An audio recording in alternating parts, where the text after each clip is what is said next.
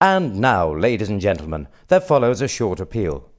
Please stay tuned to this radio station for the next 28.5 minutes as the crow flies, for we now join the show business legend, raconteur, after-dinner speaker, and twice the South Riding of Yorkshire's pork pie balancing champion for 1968 and 1969. Yes, indeed, it's time for this week's instalment of Count Arthur Strong's radio show.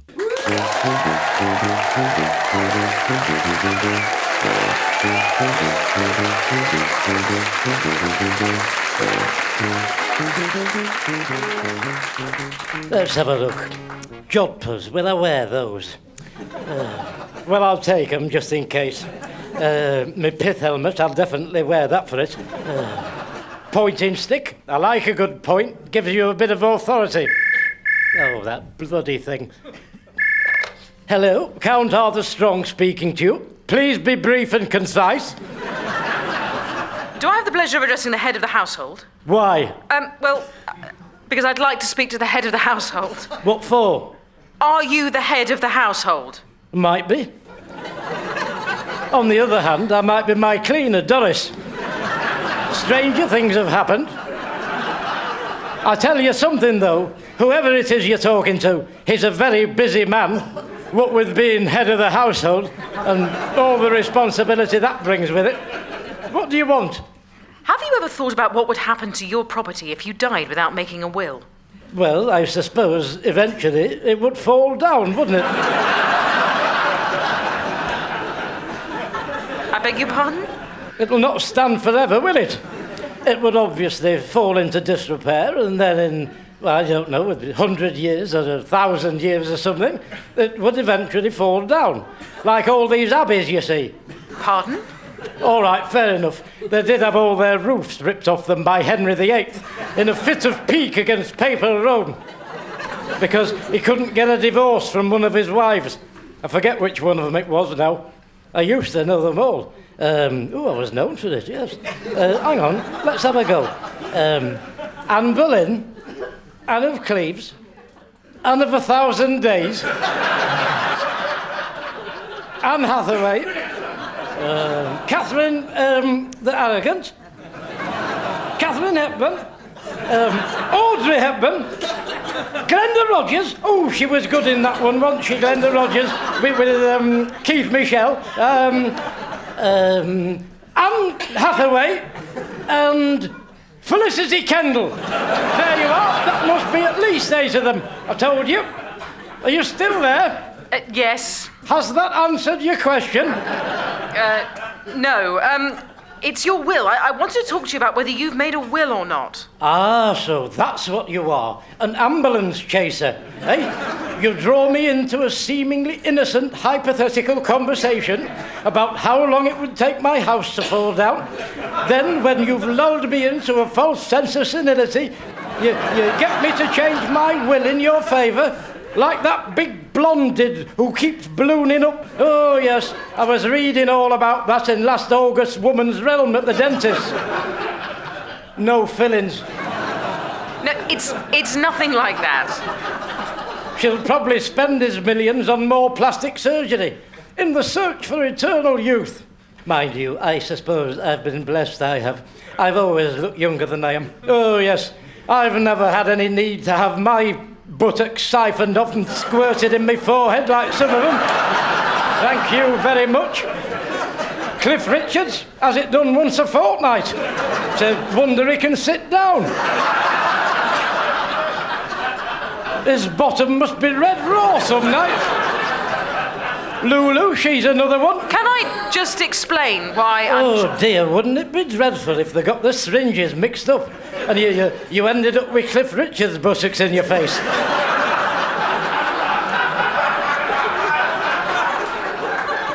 Wouldn't know where to put myself.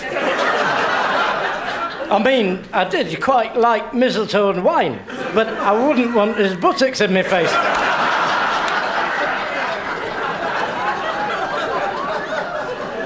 Made me feel quite bilious thinking about that. Look, I'm not trying to get you to do anything you don't want to do. All I'm doing is I'm selling do-it-yourself wills. Oh, yes. And who is it you work for? Burke and Hare, eh? You must think I was born yesterday. Well, I've got news for you. I wasn't born yesterday. And frankly, I'm amazed you thought that a day-old baby could be holding an intellectual conversation like I'm doing to you. You're living in cloud cuckoo land, you.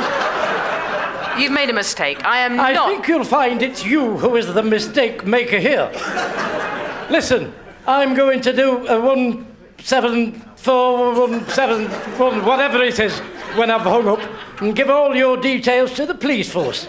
And what you haven't realised is I've rather cleverly tricked you into telling me your name, haven't I, Mrs. Birkenhead? Hey?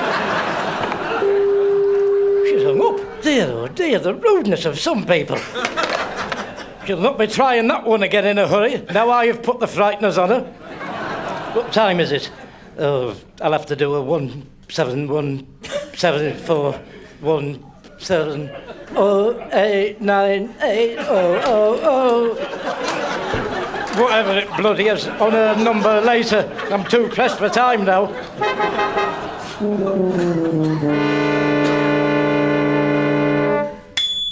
Good morning. Morning. Some streaky bacon, please, Wilf. Pardon?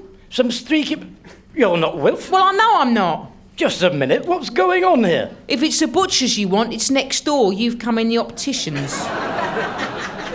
How's that happened then? I don't know, but if you're thinking of an eye test, you're in the right place. There's nothing wrong with my eyes, as you would realise if you were a proper butcher. Oh, for crying out loud. I think someone is playing city beggars here, aren't they? And now, if you'll excuse me, because I don't have time for your silly games, good day to you. Oh, by the way, if you look at that light fit in there and say hello, because you've just been on Candida camera. What's Candida camera? Can't stop, got to catch the next person unawares. I'll tell you something, though. You'll look a right bloody idiot when it's on the television, clever clogs. Oh, yes, you've been framed, all right. Now then.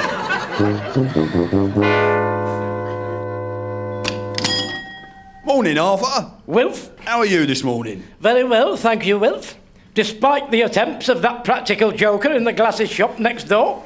What, Michelle in the opticians? You know, some people just have a bit too much time on their hands. I'm toying with the notion of reporting her to the Independent Opticians Regulatory Body. Off look. She's only just been trying to pass herself off as you, with a blatant disregard for gender. You won't have a word with her about that. Lord knows how much of your trade she's had. Because it wouldn't surprise me if she'd been selling off bits of offal on the side. Well, why would she do that? I don't know, Wilf. Hey, maybe she's got that, Baron Munchausen syndrome by Poxy. Yes, I watched a film about that on the telly. Oh, it's tragic how far some of them go when they've got that. It's a terrible thing. A terrible thing is, Bob Munchausen syndrome. Bob Munchausen syndrome. Well, what are you up to then today? It's my lecture talk tonight. Count Arthur Strong's Forgotten Egypt. Oh, that's tonight, is it? That's right, 7:30 prompt on the bottom. Latecomers may be admitted at the discretion of myself. It very much depends on how I feel when I'm presented with them and what they look like, etc. There is a basic criteria to be met. I'm not just letting anybody in. There will be a strict dress code. Oh, really? Well, what'll that be then? No work clothes or jeans. No overalls, obviously. If you come in a hat, I'd require you to take it off for the duration of the lecture talk. And if you're a lady, no trousers. Unless you can prove there's a good medical reason for it. And for that, I would require a doctor's note. So, if you are a woman, Wilf, and you do come in trousers, and you haven't a doctor's note, you've got two choices. One, you either take the trousers off and stop, or B, get yourself back off home and miss what would have been something you would have really enjoyed if you'd stayed and taken your trousers off. The choice, Wilf, is yours. Oh, just use your common sense and you'll probably get in. Anyway, listen, it's a very important night tonight. I've got a representative from the British Egyptological Society coming this evening. I've applied for membership of that very June, July, August body. If they like what they see tonight, and how could they fail not to, well, let's just say I'm hoping to have my passage eased for me. Now then, would that be your streakiest streaky bacon? Or do you have something streakier, surreptitiously secreted in some secret store somewhere, safely secured, so should someone strive to subsume said streaky, security steps shall stop said scurrilous scoundrel?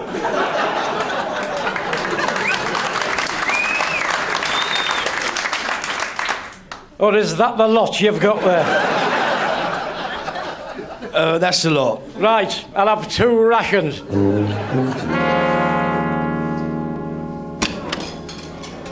Hello, Arthur. What's all that you got there? Oh, it's all my bits and bobs for my Egypt lecture for tonight. Oh, it's tonight, isn't it? Yes, it's flipping tonight. You've had a poster up in this cafe with a date on it for a fortnight.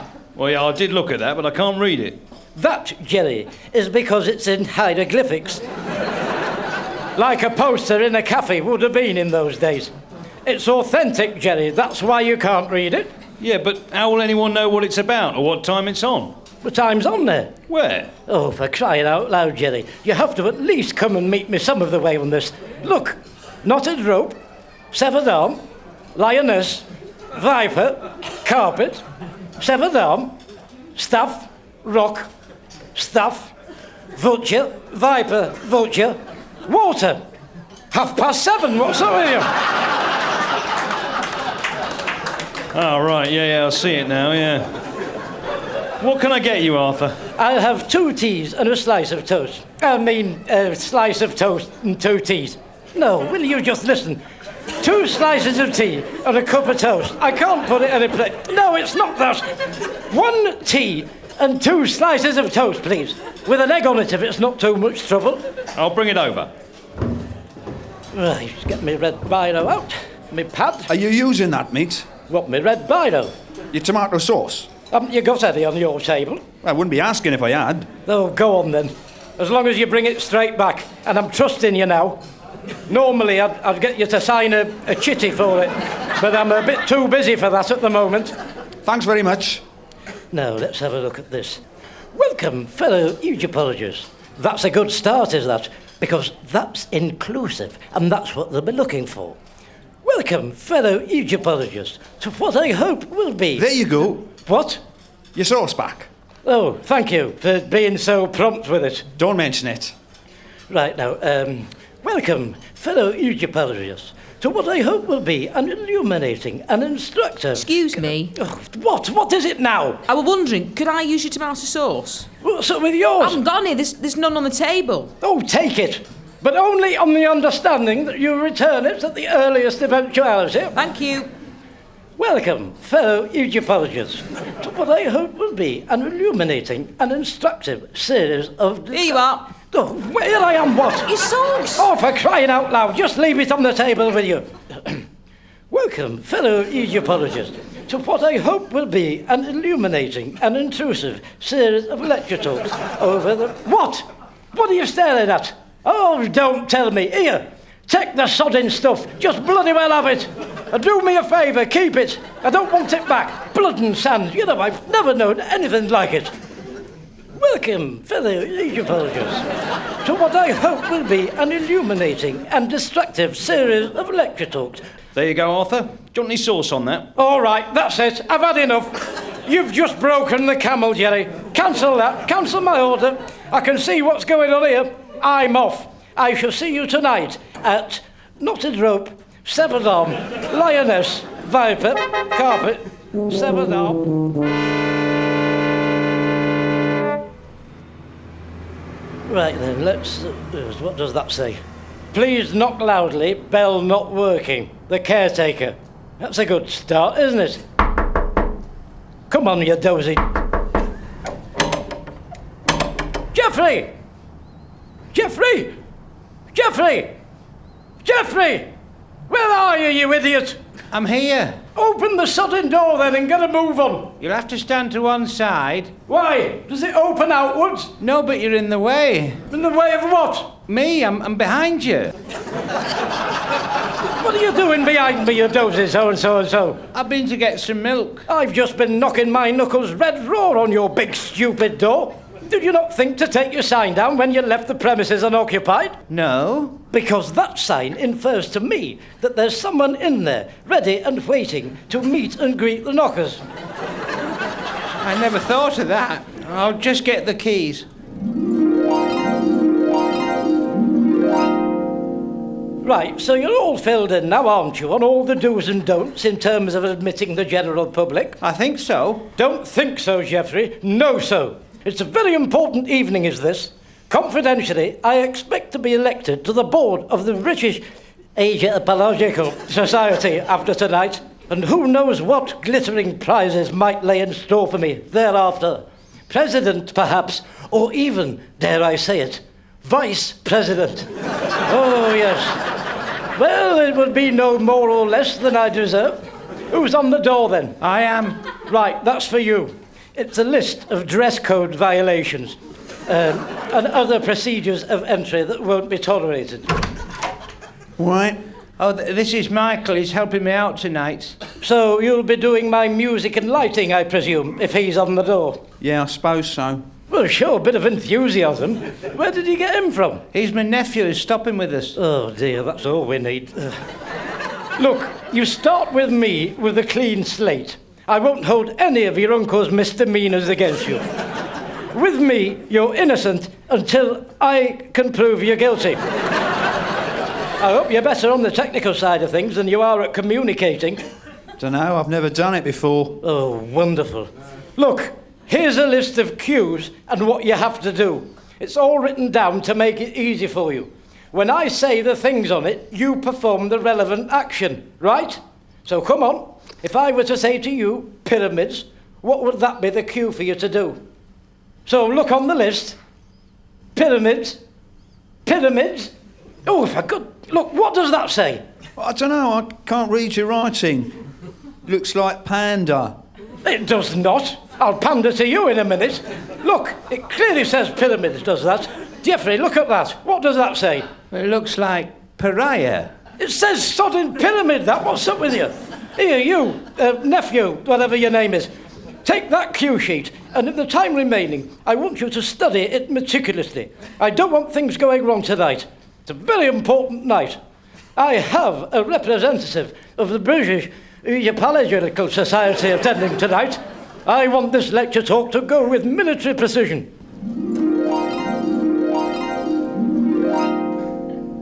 Can I see your ticket, please? Here you are. Can you sit anywhere? Yes, but there's no spitting.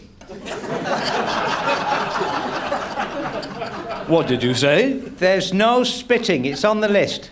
I've no intention of spitting. Good, because I've been told to keep my eye on you. Tickets, please. Oh, I'm sorry you can't come in. Why?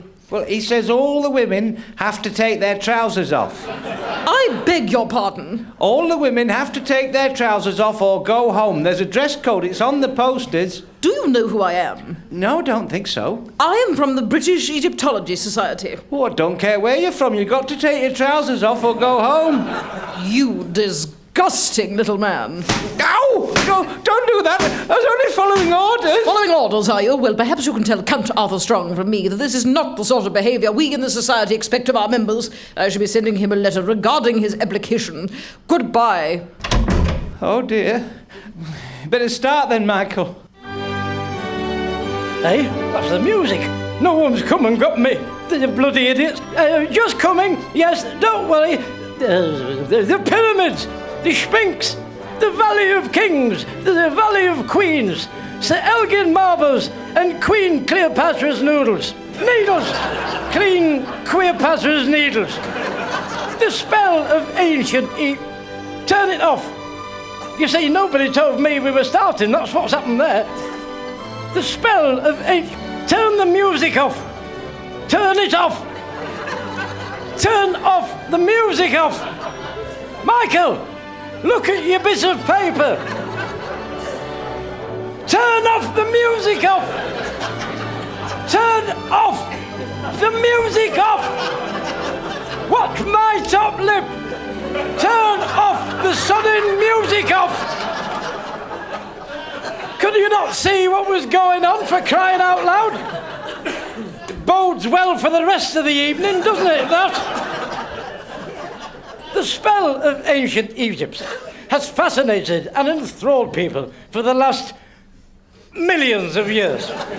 From Ramesses, the sun god, through Nefertiti, right the way up to Hatshepsut, the one-legged goat king. And where we are today. Let's talk for a little while about Ramesses, who I've just mentioned. Emperor Ramesses was a giant of a man, standing some full 6 foot in his stocking feet. Or should I say, in his besandaled feet, in his case, if you'll pardon the pun. Now, 6 feet, let's use the Egyptian measurement, 24 carry 2, 64 pigeon legs. Doesn't sound very high to us these days.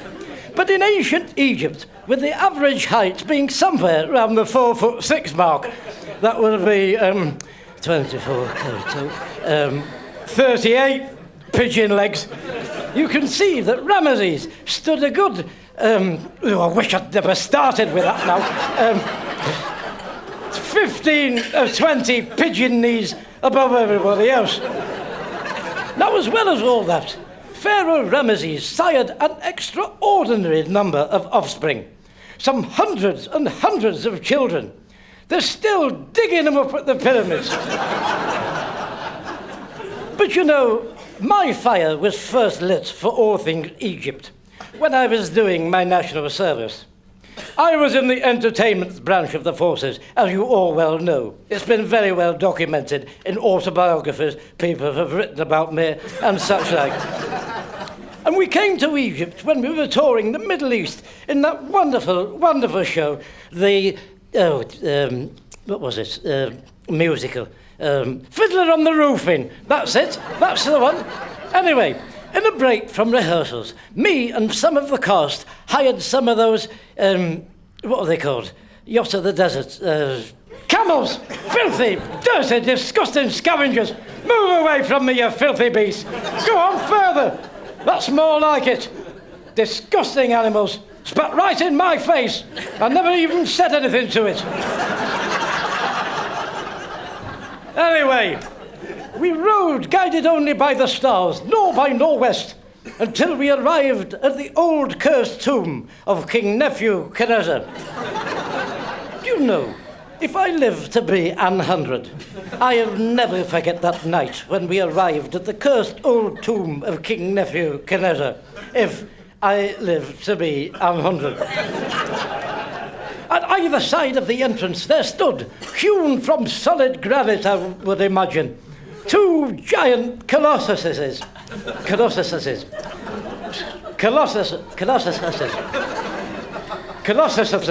Listen! At one side of the entrance was 1 giant colossus, and at the other side of the entrance there was another giant colossus. You see, there's ways around all that. Anyway, I turned and, flaming flambeau in hand, walked through the entrance. Once inside, there were no prizes for guessing which was Nebuchadnezzar's saucer goose.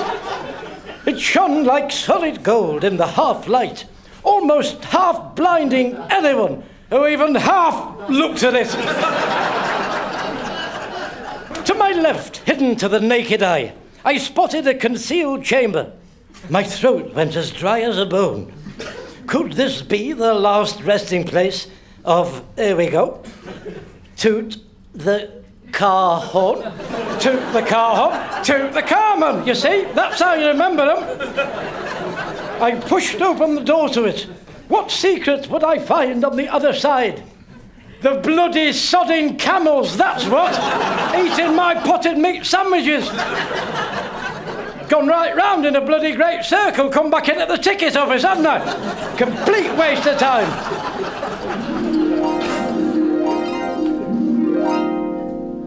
And so, ladies and gentlemen, there you have it. I hope you've been as illuminated by me tonight as I don't mind saying, even if I say so myself, I have by what I've heard me saying to you. And it's not often I can say that. Anyway, thank you for making my talk such a success that I think it's been, by not coughing, picking your noses, or spitting through it. You've been marvellous. Good night to you. Hello? Hello? They're both gone. What about whoever it was from the British Egyptological Society? I don't think I saw her. What do you mean, her? Oh, it's not my fault. She wouldn't take her trousers off. What are you talking about, you idiot? She belted me on the head with her umbrella. What did she say to you? She said she was going to send you a letter about your application. And how did she say it? Was she smiling? Did it sound as though they would treat it in a favourable light? She seemed very positive in a way. Oh, well, there you are then. That sounds promising. And when she belted you, was it playfully? It did hurt a bit. Oh, yes, but you know, that just could have been an accident. She probably stuck her head in the door, saw everything was all set up just right for a wonderful lecture, and rushed off back to the office to splash a letter of recommendation off to her superiors, stopping only to playfully hit you on the head with her umbrella. Well, oh, that sounds very encouraging. Very encouraging. I'd say we have something to celebrate. Have you got any drinking at home? No, I haven't. Oh, well, then we can go down to the Shoulder of Mutton, have a couple there. Drink to my impending good news. Well, I don't know. I'll see if I can get something to eat there as well. I'm famished. I missed my breakfast this morning. I could eat a horse. And do you know, Geoffrey, when I'm Vice President of the British Egyptological Society, I'll be able to afford to eat one if I wanted, which I don't. I mean, I'd eat one if I was starving, if it was me or it, in the desert or something, but I wouldn't eat one for fun. And I'd only eat what I could kill. Will they still be open? Oh, yes, Jack doesn't close until vulture, lion, vulture, viper, vulture, water, quail chick, basket, lion, quail chick, basket, tea's maid, no, I've said tea's maid, cuddly toy, glass decanter. Appearing with Count Arthur Strong were Sue Perkins, Alistair Kerr and Dave Mountfield. The script was written by Steve Delaney and edited by Graham Duff. Count Arthur Strong's radio show was recorded live at Comedia Brighton, is produced by John Leonard and Mark Radcliffe, and is a joint Comedia Entertainment and Smooth Operations production.